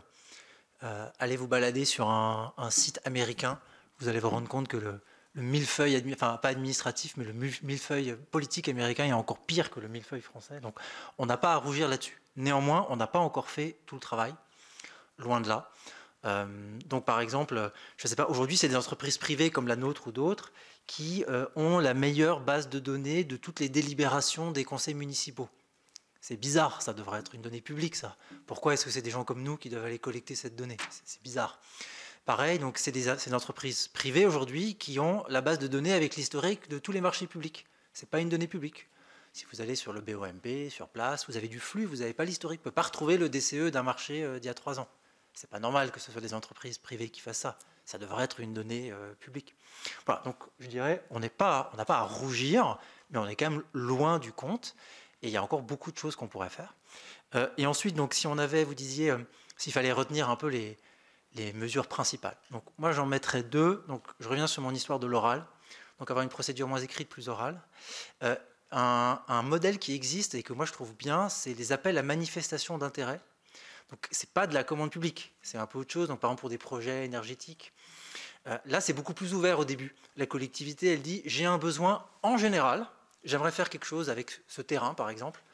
Entreprise privée, venez me proposer quelque chose. Donc là, on voit bien que c'est beaucoup plus ouvert. Donc on pourrait imaginer que là, si on applique ça au cadre des marchés innovants, là, une entreprise viendrait montrer une solution très innovante. Là, l'acheteur public se dirait « Ah oui, maintenant, ça fonctionne comme ça. En fait, je vais écrire mon marché complètement autrement de ce que je pensais parce que j'ai compris ça. » Ça pourrait être peut-être une source d'inspiration pour les marchés innovants. Et après, je pense qu'il y a quand même quelque chose à faire en gros, avoir un peu moins de demandes de garanties, donc les garanties financières, les années d'exercice, etc. Ça, c'est des choses binaires. Si on ne passe pas la case, on est mort au moment de l'analyse des offres. Et ça, c'est sûr que ça pénalise les entreprises. Et là, c'est un peu à vous de faire l'arbitrage entre le niveau de risque et le choix de l'innovation. Alors oui, vous prenez un peu plus de risques, mais en échange, vous avez plus de chances d'avoir une solution innovante. Et pour abonder, Madame la sénatrice, vous êtes sûrement rendu compte qu'en tant que législateur, on est souvent borné soit à notre Constitution ou alors au droit communautaire qui limite énormément le droit d'amendement sur ce type de disposition. Dès qu'on veut créer une exception sur le marché français, de favoriser une certaine catégorie d'entreprises, je sais que le Sénat a été très forte initiative, notamment pour permettre un Small Business Act au niveau ultramarin.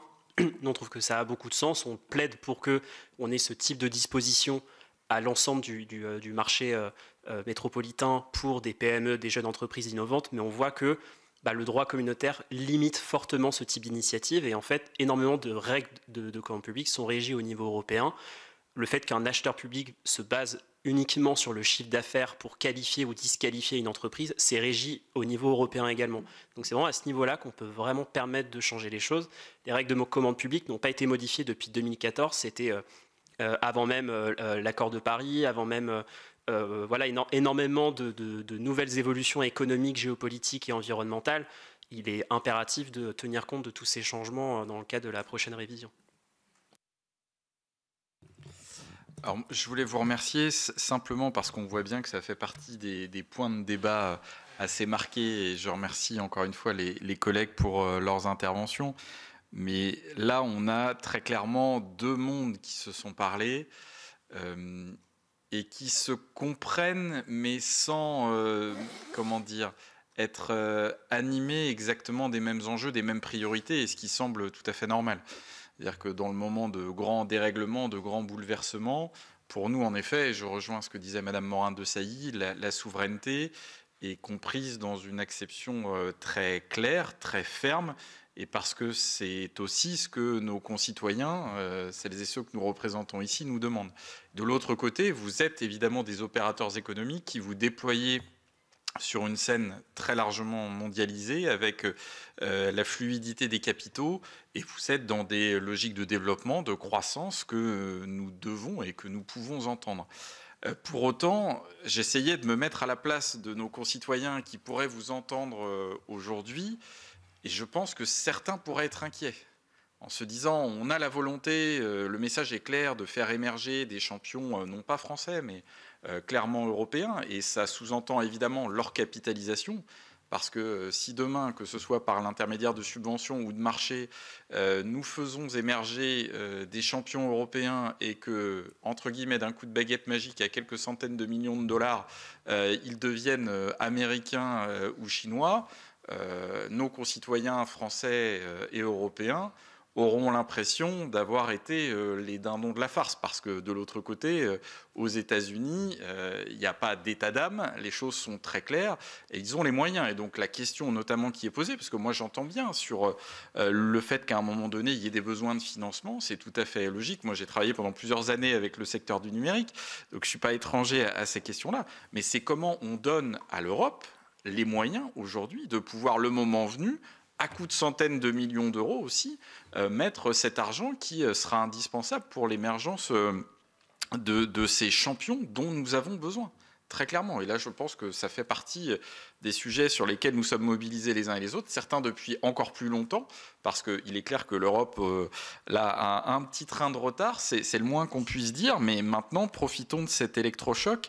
Et d'une certaine manière, quand vous évoquiez les uns les autres l'importance du portage politique, le portage politique, très clairement, enfin je me tourne vers mes collègues, mais il s'entend dans toutes ces dimensions. Ce n'est pas simplement le portage dans le discours, c'est aussi dans les actes, et de pouvoir garantir demain à nos concitoyens que leurs données sensibles, que ce soit en matière de santé, de recherche, seront effectivement protégées, au-delà de certains raisonnements qui peuvent peut-être tenir aujourd'hui, mais qui seront très fragiles à l'avenir si d'aventure, notamment les États-Unis, continuent leur cavalier seul avec des évolutions pour le moins inquiétantes.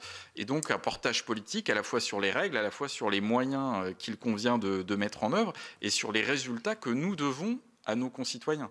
Et là, c'est vrai qu'on ne peut pas vous demander, vous, d'être avant tout des opérateurs économiques patriotes dans le monde qui est le vôtre. Vous obéissez pour l'instant à d'autres logiques. Mais je pense que c'était important de bien rappeler cela, que nous ne sommes pas des esprits étroits, ce n'est pas le sujet, que nous avons bien conscience des règles du monde économique aujourd'hui, mais que les impératifs auxquels nous sommes confrontés, et dans l'intérêt même de la pérennité de nos sociétés, on a parlé de défense, nous avons auditionné le ministère des Armées, mais c'est valable pour bien d'autres secteurs stratégiques dont vous faites partie. Nous avons besoin, à l'échelle française et européenne, d'être extrêmement fermes. Et sur les leviers que vous avez évoqués, encore une fois, si l'État n'est pas toujours exemplaire, les collectivités sont quand même assez souvent au rendez-vous. J'ai l'exemple en tête. Je suis issu de la région Bretagne, élu dans cette région qui est notamment en pointe en matière de cybersécurité.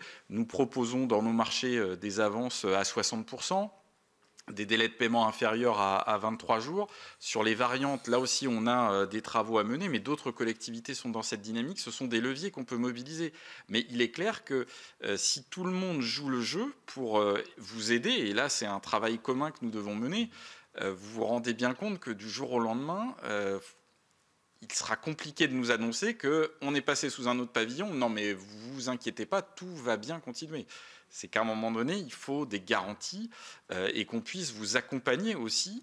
Donc à vous, je pense, c'est l'objet aussi de cette audition, de nous faire remonter ces préoccupations-là. Nous allons nous déplacer le 12 mai prochain avec monsieur le rapporteur et des collègues à Bruxelles pour évoquer la révision des directives de 2014 concernant les marchés publics, les concessions.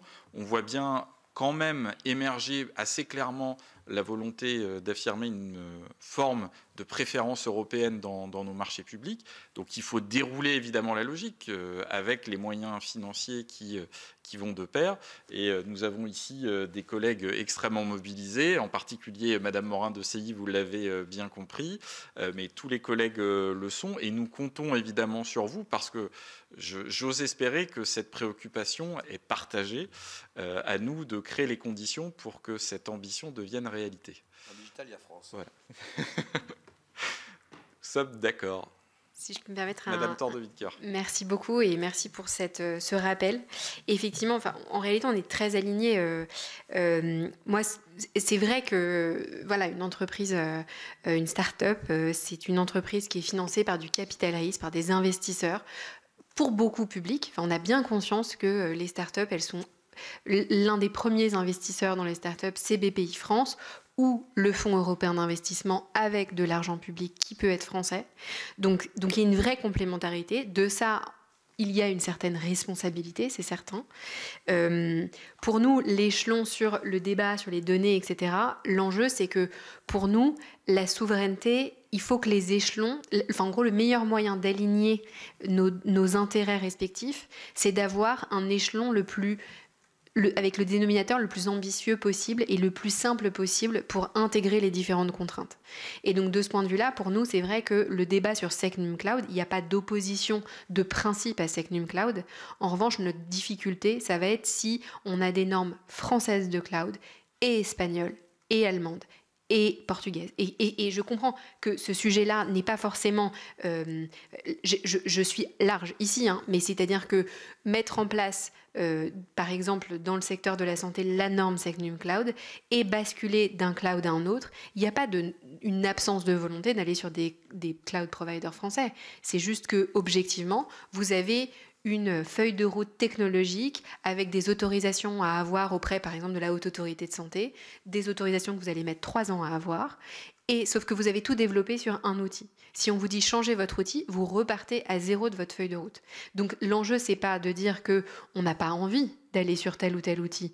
Aujourd'hui, effectivement, il y a une véritable équivalence technologique entre les outils, donc pourquoi pas.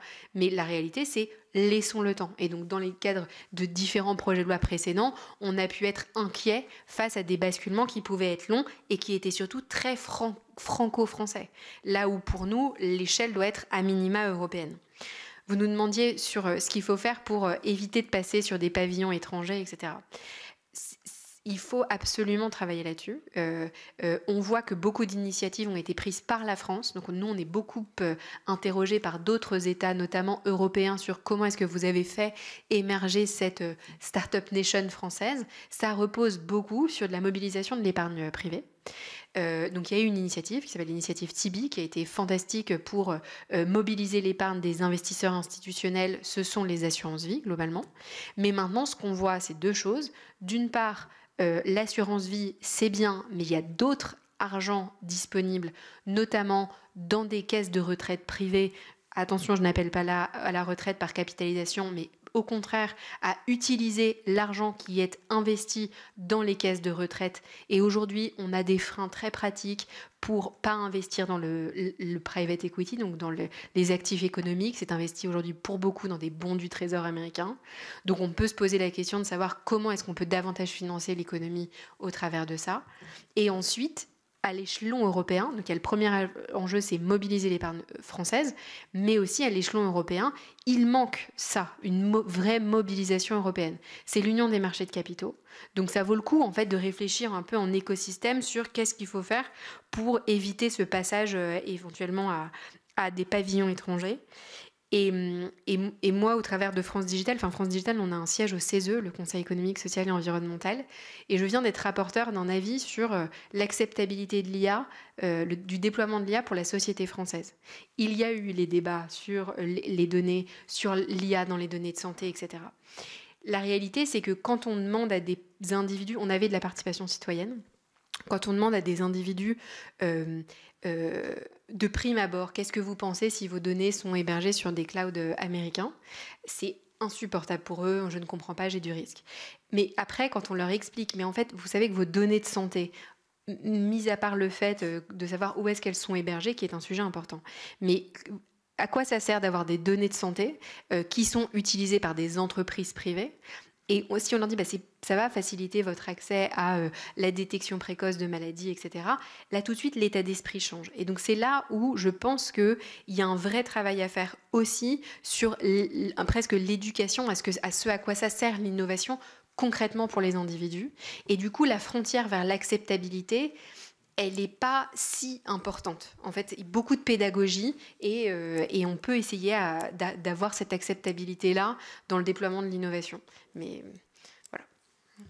Alors moi, j'émettrais simplement une réserve là, sur votre dernier propos par rapport aux données de santé, parce que, alors, je ne dis pas qu'il n'y a pas d'entreprise vertueuse, il y en a bien dans notre pays comme ailleurs, mais nous avons quand même plein d'exemples au cours de l'histoire d'entreprises, notamment pharmaceutiques, qui devaient normalement avoir pour objectif la santé et qui ont pu utiliser des données de recherche, là on ne parle pas des données personnelles de santé, pour en réalité ne rien faire, voire aggraver les problèmes de santé publique qui avaient été identifiés. Donc là aussi, les logiques sont quand même parfois très différentes déjà entre l'Europe et les États-Unis. Et pour ma part, alors peut-être que c'est le fait d'être au Sénat et de travailler sur des sujets qui nous rend par nature plus prudents, mais je serais moins allant comme ça naturellement sur le partage des données de santé. Madame Morin-Desailly, puis après je vous propose qu'on lève la séance. Oui, très rapidement, Monsieur le Président, ça ne se fait pas de parler après le Président, juste pour dire, attention, bien entendu, les données de santé ouvertes, partagées, ça permet le progrès, la recherche, soigner mieux les maladies, etc. Et il faut l'encourager, mais pas non plus à n'importe quel prix. Confier aussi des données de santé à telle ou telle entreprise, ça revient aussi, comment dirais-je, à favoriser du développement économique. Faut pas, par exemple, Microsoft qui s'est vu confier la plateforme des données de santé sans appel d'offres spécifique, on sait bien qu'il a pour perspective le développement du marché assurantiel et prudentiel. Tout ce qui va être très, comment dirais-je, en bénéfice et va rapporter gros dans les années qui vont venir. Donc il y a quand même une concurrence, il y a une guerre économique derrière tout ça. Il ne faut pas quand même être naïf, je voulais dire. Et dire à monsieur que les frais de sortie, en effet, vous avez raison de souligner que les frais de sortie, quand on a fait appel à de l'informatique en nuage, vous voyez, je parle en bon anglais, c'était compliqué de sortir. Parce que les extra-européens mettaient des conditions mais tellement drastiques, ça coûtait tellement cher, c'était tellement long le droit de pouvoir sortir, il n'y avait pas de portabilité non plus des données, c'est qu'on n'y arrivait jamais, on ne tentait même pas de le faire.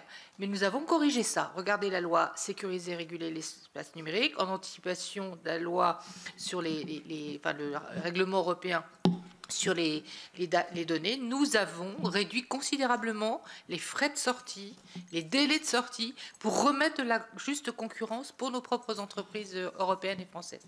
Je tenais quand même à le dire. Le législateur a été avisé là-dessus. Merci Madame Morin-Desailly, merci Madame, merci messieurs pour vos contributions. Nous ne manquerons pas de poursuivre nos échanges, en particulier dans le cadre du questionnaire qui vous a été adressé. Et puis si d'aventure il y avait des points complémentaires que vous souhaitiez nous communiquer d'ici le mois de mai, nous restons à votre disposition. Merci à vous.